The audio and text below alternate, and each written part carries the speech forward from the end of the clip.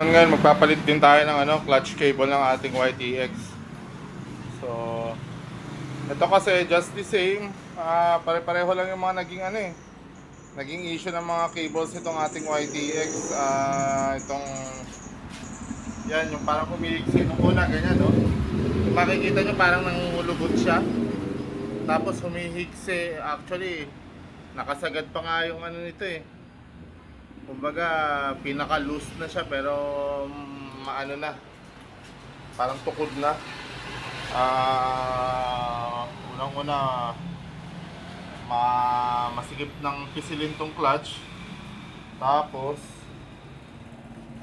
yun nga, parang mataas yung clutch, so baka naman maubos yung aking clutch lining. Kaya palit na lang tayo ng cable para safe sa ating lining. So una natin gagawin, lalangisan muna natin itong cable dahil syempre replacement lang to.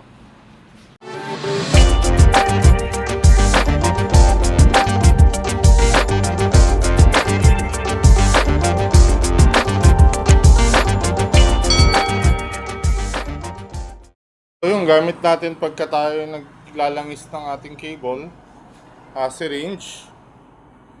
So kasi ayan, may needle pa kung makikita nyo dahil dito. Ayan, para saksak na lang dyan. Tapos ayan, then tulak. Ganun lang para tuloy-tuloy yung pasok ng langis.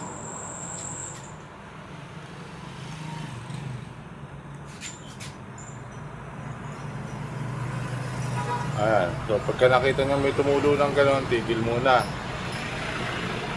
Then mamaya ulit. So ganun lang, hanggang sa malangisan na ng gusto. So dito, tatanggalin na natin siya dito muna. Ito. Ayan. Tapos later on, tatanggalin din natin to sa cable dahil ililipat natin doon sa pamalit. And then, kailangan nating buksan ng side. Siguro kabila ang side covers kasi andyan yung ilalim. Doon ang adjustment sa kabila, tapos dito sa kabila yung pagkakabitan. So, yun. Baklas muna tayo. And then, after natin mabaklas, so, i-compare natin yung haba. So, ito na. Kumpara lang natin, Ayan, yung luma versus yung bago na clutch cable. So itong bagong clutch cable natin, kung makikita nyo, ayan, ito kasi meron na tong punit dito, kaya ginanyan binalutan ko. Pero kung mapapansin nyo, ano na siya, ayan, balu-baluktot na, matigas na rin. So even yung play dito, wala na. Tapos ayan, pareho nakasagat sa ilalim. Pero yung allowance, tignan mo. Yan yung allowance. So, humihigsi talaga. Mahigsi na siya kumpara dito. Kaya wala na. Tukod na yung clutch natin. Kaya nag-decide ako na palitan na. So, ayan. Salpak na natin.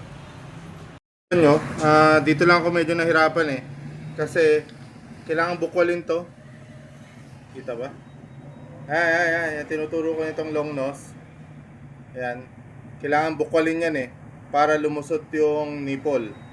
So, nung nabukwal ko, pinasok ko naman itong bago. Tapos, tinupi ko ulit pabalik.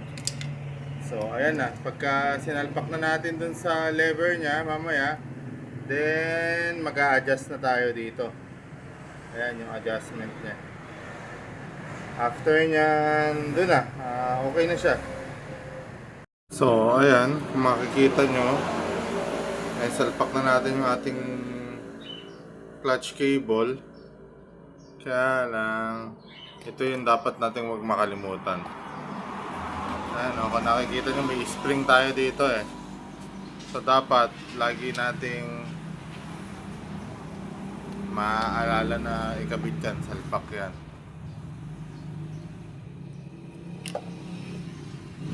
Kasi kung hindi, ayun, gaya nun, bumaliktad.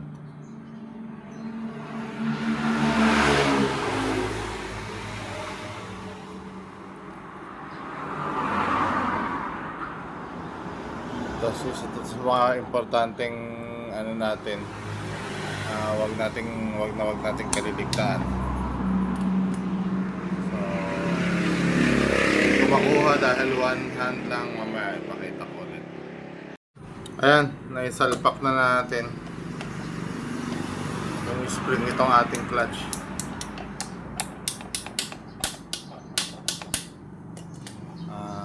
Importante yan kasi yan yung magbabalik sa clutch natin pagka every time na pipisilin natin. So ayun, dito naman tayo ngayon sa clutch lever. So ito na, may kabit ko na rin itong boots ng clutch cable. So try. Ayan. So ganun lang.